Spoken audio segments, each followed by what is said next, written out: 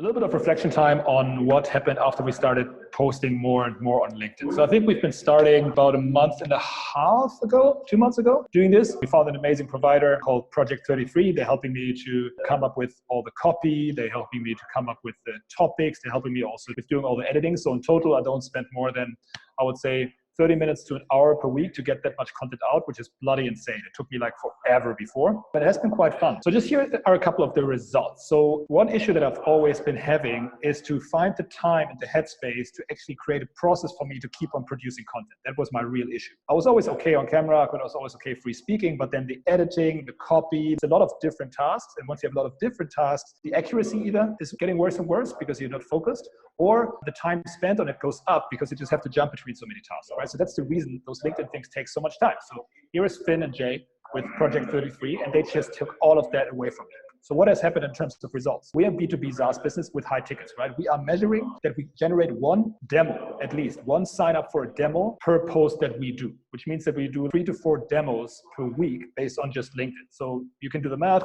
With B2B high ticket, one demo is worth 500 to 1,000 euros for us. That's pretty good. We've met 2 new affiliate partners through this method, right? We have an affiliate program, which is very valuable for us. It's always tough to find those people. You cannot really go out and scout because it takes forever. So they have to find you, right? We actually found 2 new affiliate partners, which is rad.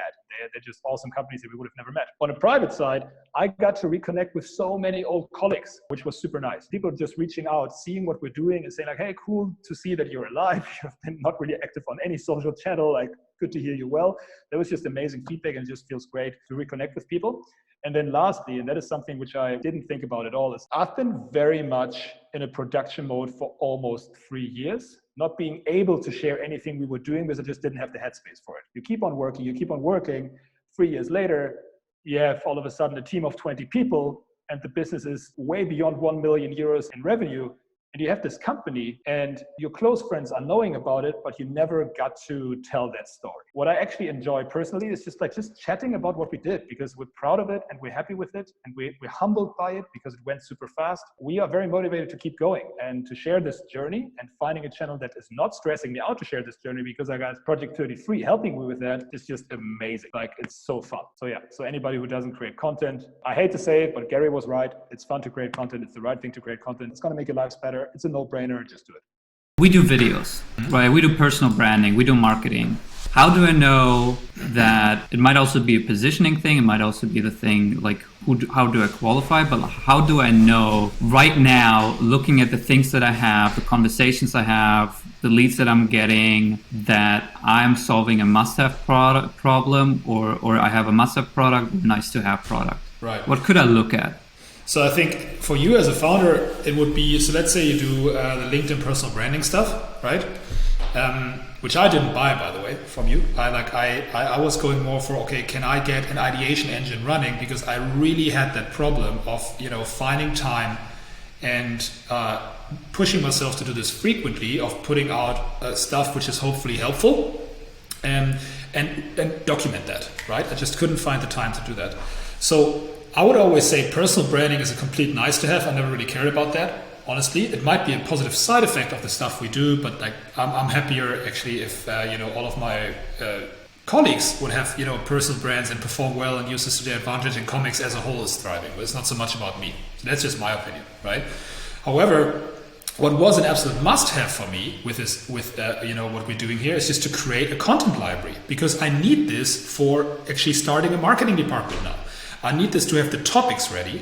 I need this to actually build trust, on YouTube, because I simply myself would not be able to create that much content. So for me, this became a must-have at some point because I was already buying into the thesis that video is important, right? So for that matter, I feel, in your perspective, I feel Project 33, for example, is way more attractive as a must-have product, because if you believe in video, if you believe you should be producing content in a content library, then you will not get around certain things, which is being in front of a camera and ideating about the topics you want to speak about. Those things are very, very painful things to solve if you really want to get to that goal. And for example, you, Finn, solved this for me completely, because we speak once every 2 weeks and it's just very, very pleasant, right? So that became a must-have for me right now, because right now, if you're gone, pretty much, it will be very, very tough for me to just keep up with the same rate of just getting my thoughts on paper and getting my thoughts documented. Because it just stresses me out. I can't do it, right? So for me, it was never so much about personal branding. For me, it was more like, okay,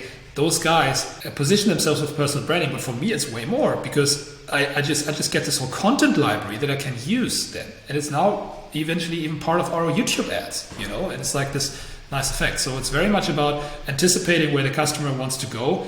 And then on the way there, can you remove all of the obstacles and barriers? And then eventually, if you're very, very smart, you can get this into a recurring theme where he doesn't only do it once or 1 year, but he does it over years, or she, right? Then you become must-have. All right. I'm here with Philipp. Philipp is a customer of ours since April last year. And Philipp is a very harsh customer. He always tells us exactly when he is not happy with something or when we need to improve something. He has very direct feedback, and through that, actually, we improved our offer massively, and a lot of his suggestions have been built into our new offer. And we've been recording with him content, since April. We're at 100 videos now.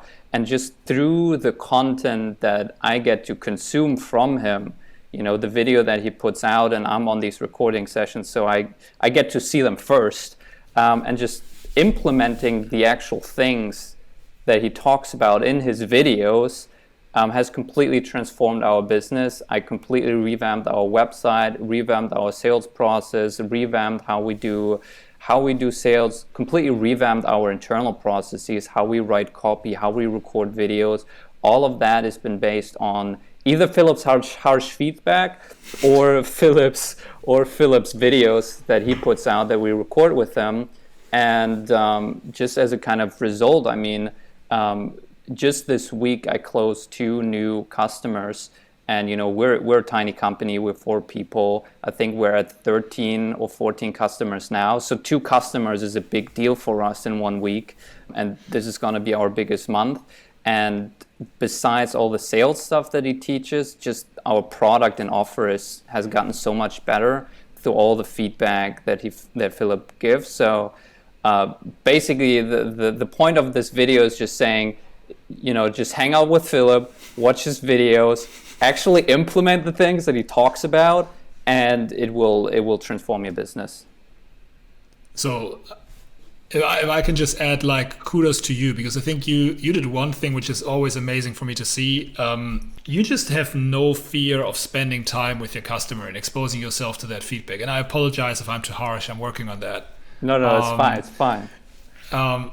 But the thing is, to learn sometimes you've been not things doing as perfectly as you thought you would. That is just always a painful thing. And the core is to resist the impulse of shying away from that, resist the impulse of getting mad at your customer, and just implement that stuff. And if you get a couple of customers who and I really love your product. That's why I'm still a customer with you guys. And we hang in there every week doing videos, right? If you get a couple of people who just love your stuff, that starts accumulating.